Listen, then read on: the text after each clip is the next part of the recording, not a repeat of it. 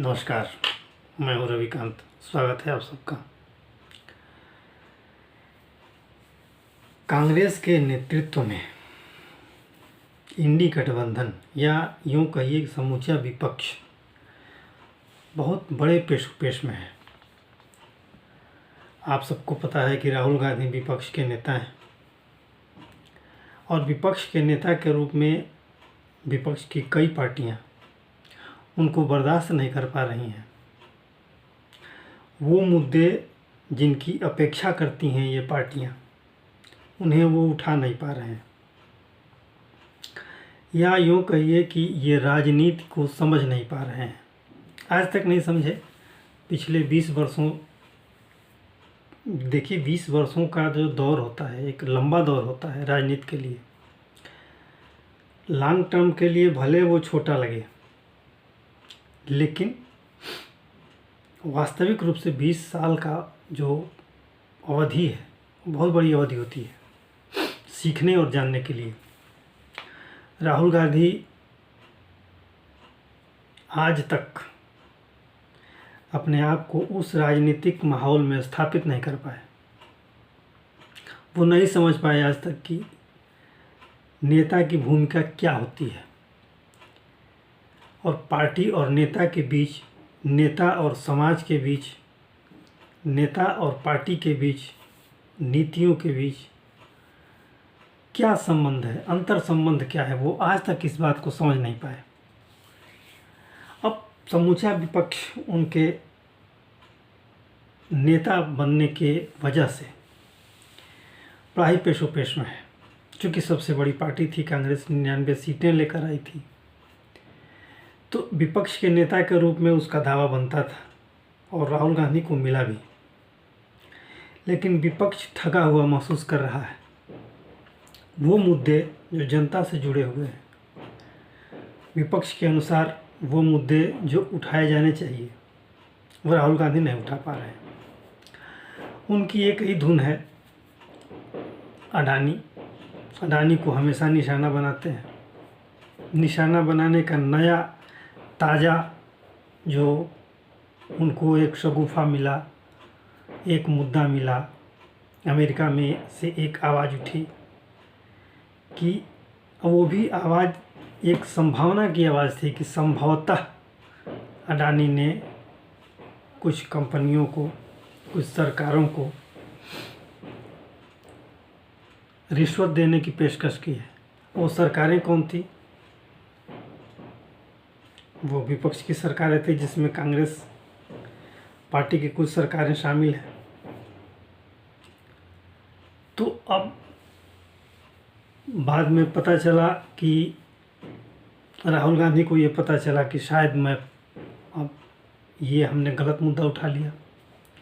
कोई साथ देने को तैयार नहीं है। तृणमूल कांग्रेस ने अपने को अडानी मुद्दे से अलग कर लिया। शरद पवार खुद ही अडानी के पैरोकार हैं और कोई भी क्षेत्रीय पार्टी अडानी का विरोध क्यों करेगी, जब हर पार्टी ये चाहती है, हर सरकार ये चाहती है कि उद्योगपति हमारे प्रांतों में आकर के निवेश करें। निवेश करने से लोगों को काम मिलता है, उस प्रांत की उन्नति होती है, तरक्की होती है। तो कोई किसी भी उद्योगपति का विरोध क्यों करेगा? इस बात को शायद राहुल गांधी नहीं समझते। आज तक नहीं समझे, तो आगे भी नहीं समझेंगे, ये पूरी उम्मीद है। आप ये उम्मीद कर सकते हैं कि राहुल गांधी राजनीति के मामले में कुछ नहीं समझ सकते, क्योंकि उनकी आदत है। उन्हें जितना पढ़ाया जाता है, उन्हें जितना बताया जाता है, उनको बस वही अच्छा लगता है और वही मुद्दे की बात लगती है, वही सब कुछ लगता है। और इसी उधेड़-बुन में आज तक वो ये समझ नहीं पाया कि भारतीय राजनीति है क्या चीज़। भारतीय राजनीति कहाँ से शुरू होती है और कहाँ पे ख़त्म होती है, ये उनको नहीं पता। राजनीति का समाज से क्या सरोकार है, राजनीति का पार्टी से क्या सरोकार है, राजनीति का उन राजनीतिक मुद्दों से क्या सरोकार है, ये राहुल गांधी को नहीं पता। नेता राजनीतिक मुद्दे ये सोच समझ के उठाता है कि जनता पे इसका क्या असर पड़ेगा। कहा जाता है कि जनता की नब्ज़ और नेता की उंगली एक साथ होती है। नेता वही है जो जनता की हर नब्ज़ को टटोले, जाने जनता चाहती क्या है। राहुल गांधी के अंदर ये कोई लक्षण या गुण नहीं है। अब अडानी मुद्दे को लेकर के जब लोकसभा में विवाद हुआ, सहयोगी दल अपने आप को इससे अलग कर लिए। अब उनके सामने कोई चारा नहीं था, मजबूर होकर के पूरी कांग्रेस पार्टी, साथ में उनके सहयोगी दल भी इस मुद्दे को छोड़ने को राजी हुए और संवैधानिक मुद्दे पर, संविधान पर बहस करने को तैयार हो गए। माने ये वही बात हुई कि चलो कुएं में कूद कर देखें क्या होता है, या आग के तपते कुंड में कूद कर देखें क्या होता है। अब कांग्रेस ने अगर स्वीकार किया है कि संविधान पर बहस होनी चाहिए, संविधान का मुद्दा इसलिए है कि संविधान को स्वीकार किए हुए ये 75वां वर्ष चल रहा है और इस 75वें वर्ष में प्रवेश के साथ ही साथ इस पर आयोजन होंगे। प्रधानमंत्री मोदी ने कहा है कि पूरे देश में इस पर आयोजन किए जाएंगे अलग अलग तरह से। अब संविधान पे बहस होगी, सदन में अनेक मुद्दे उठेंगे। तो कांग्रेस ने तो बिल्कुल आ बैल मुझे मार वाली कहावत को चरितार्थ कर दिया। कांग्रेस ने, अब ये तो सारे मुद्दे उठेंगे जब संविधान 26 नवंबर 1950 को 1949 को स्वीकार किया गया। उसके कुछ प्रावधान उसी समय लागू भी हो गए थे और शेष 26 जनवरी 50 को लागू हुए। तो अब ये तो मुद्दे उठेंगे, वो सारे मुद्दे उठेंगे जिन पर आज तक विवाद चलता है। आपातकाल के मुद्दे भी उठेंगे, प्रस्तावना में कैसे संशोधन हुआ इस मुद्दे पर भी ये भी मुद्दा उठेगा, और बैंकों का राष्ट्रीयकरण कैसे हुआ, किन उद्देश्यों से हुआ, ये भी बात उठेगी। केंद्र और राज्य के संबंधों के बीच भी बात उठेगी। राज्यों में राष्ट्रपति शासन लगने की बात भी उठेगी। कांग्रेस कितनी नंगी होगी आप कल्पना करिए। जो लोग राजनीति को समझते हैं, संवैधानिक व्यवस्था को समझते हैं, जब सत्ता पक्ष, खास तौर से मोदी जी, जो कि बहुत गंभीर कटाक्ष करते हैं और तथ्यों के साथ करते हैं, और भाजपा में ऐसे बहुत से नेता हैं जो तथ्यों के साथ जब बोलते हैं तो विपक्ष के पास बोलने के लिए कुछ नहीं होता।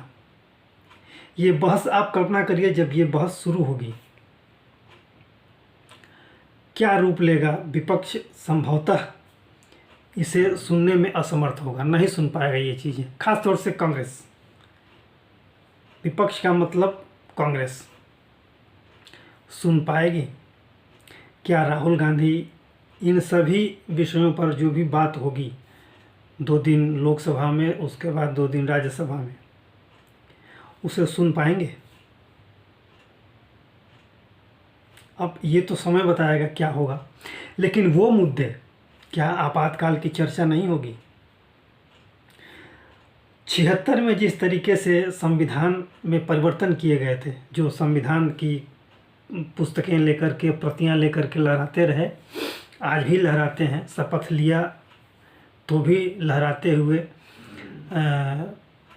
प्रियंका गांधी ने भी और राहुल गांधी ने भी शपथ की प्रति को हाथ में लेकर, संविधान की प्रति को हाथ में लेकर के और शपथ लिया। लेकिन जब बहस होगी तो इसमें कितनी भागीदारी इन लोगों की होगी? संविधान के बारे में ये कितना परिचित है, कितना जानते हैं ये लोग संविधान के बारे में? आपातकाल जब लगा 1976 में, इंदिरा जी ने अनेक संशोधन किए थे संविधान में, जिसका 78 में जब जनता पार्टी की सरकार आई मोरारजी भाई की, तो उन्होंने पुनः उन उन मुद्दों को जो बदलाव किया था इंदिरा जी ने, उसको वापस किया। संविधान की प्रस्तावना में संशोधन किया गया। जिस संविधान की प्रस्तावना को संविधान की कुंजी कहा जाता है, चाबी कहा जाता है, उसमें बदलाव किया गया। ऐसे ही अनेक, अब वो चीज़ें अगर यहाँ चर्चा होंगी तो काफ़ी लंबा विषय हो जाएगा। लेकिन आप सोचिए, जो ये संविधान को लेकर के इतने मंथन हुए, आज तक 100 से ज़्यादा संशोधन हो चुके हैं, और सबसे अधिक संशोधन कांग्रेस के ही कार्यकाल में हुए, खासतौर से इंदिरा जी के कार्यकाल में। तो इसका जवाब देना बड़ा मुश्किल होगा राहुल गांधी के लिए। सहयोगी दल ये समझ नहीं पा रहे हैं कि वो कितना सहयोग करें राहुल गांधी का। जिन मुद्दों की ज़रूरत है उन मुद्दों से राहुल गांधी का कोई लगाव नहीं, और जो मुद्दे पूरे विपक्ष को एकजुट करने के लिए महत्वहीन है, वो मुद्दे एकजुट नहीं कर सकते विपक्ष को, उन मुद्दों को लगातार राहुल गांधी उठा रहे हैं। तो ये अनेक तरह के ऐसे प्रश्न हैं जो आने वाले 2 हफ्ते 3 हफ्ते तक वो दिखेंगे, और ये समय अब जैसे जैसे बदल रहा है, स्थितियां कांग्रेस के साथ साथ पूरे विपक्ष के लिए प्रतिकूल होती जा रही हैं। अब से लेकर के ये दिसंबर से लेकर के और बजट का सत्र पूरा, जो जो बदलाव देखने को मिलेंगे ये पूरा देश देखेगा, और विपक्ष के पास कोई ऐसा मुद्दा नहीं होगा, कोई ऐसा शब्द नहीं होगा जो बहस होगी उस पर कोई शब्द, कोई बहस जिसे नया रूप दिया जा सके, विपक्ष ऐसा कर सके, लगता नहीं है। और जिस तरह से राहुल गांधी को लेकर के कांग्रेस के भीतर से भी आवाज़ें उठने लगी हैं, आपने देखा होगा अभी राहुल गांधी ने चर्चा की थी ईवीएम की, महाराष्ट्र के चुनाव में पराजय स्वीकार करने के बाद उन्होंने पहला आरोप लगाया ईवीएम पर, क्योंकि और कोई मुद्दा नहीं है, उनके ऊपर आरोप लगाया नहीं जा सकता। पार्टी के लोग नहीं लगाएंगे आरोप कि ये असफल राजनेता हैं। राजनेता तो है ही नहीं है, एक असफल व्यक्ति हैं जो राजनीति में गलती से आ गए, पारिवारिक उम्मीदवारी देखते हुए, जो राजनीति की समझ उनकी अभी भी शून्य है, और ईवीएम पर सवाल उठा रहे हैं। पूरी पार्टी उठा रही है, क्योंकि इसके अलावा कोई और पार्टी के पास चारा नहीं है कांग्रेस के पास। लेकिन ईवीएम को सही कहा पी चिदम्बरम ने।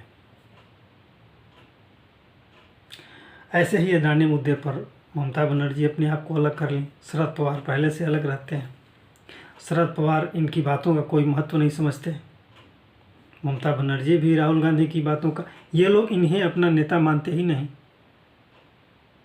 विपक्ष का नेता भले ये घोषित कर दिए गए हैं, इनके सहयोग का अगर 2-4 अपवादों को छोड़ दिया जाए तो विपक्ष का या इंडी गठबंधन का कोई भी बड़ा नेता, बड़ी पार्टी राहुल गांधी को अपना नेता शायद ही मानती हो। ऐसे में अब जब कांग्रेस के भीतर से भी आवाज़ उठने लगी है, तो ऐसा लगता है कि आने वाला समय कहीं कांग्रेस को 2 भाग में न बांट दे। अब ये क्या होगा क्या नहीं होगा वो आगे भविष्य की बात है, लेकिन जैसी उम्मीदें बन रही हैं, अगर कांग्रेस के भीतर से ऐसी आवाज़ें उठने लगी, कांग्रेस के लोग खुद असहज हैं। विपक्ष का नेता बनना कोई छोटी बात नहीं है, ये बहुत बड़ी बात है, बहुत जिम्मेदारी का पद होता है। कैबिनेट मिनिस्टर के रैंक के बराबर पद होता है और बड़ी जिम्मेदारी का पद होता है, और उस पद पर कौन बैठा है? एक गैर जिम्मेदार राजनेता।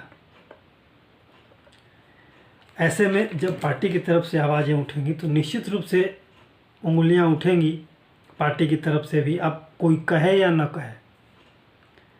तो ऐसे में बड़ी संभावना ऐसी बन रही है कहीं पार्टी 2 भाग में न बंट जाए, तब क्या होगा? देखें आने वाला समय क्या कहता है, क्या करता है, कौन से दिन दिखाता है। आज के लिए इतना ही। आपसे अनुरोध है कि आप इस वीडियो को लाइक करें, शेयर करें, सब्सक्राइब करें। धन्यवाद। वीडियो कैसा लगा कमेंट के रूप में बताएं। धन्यवाद।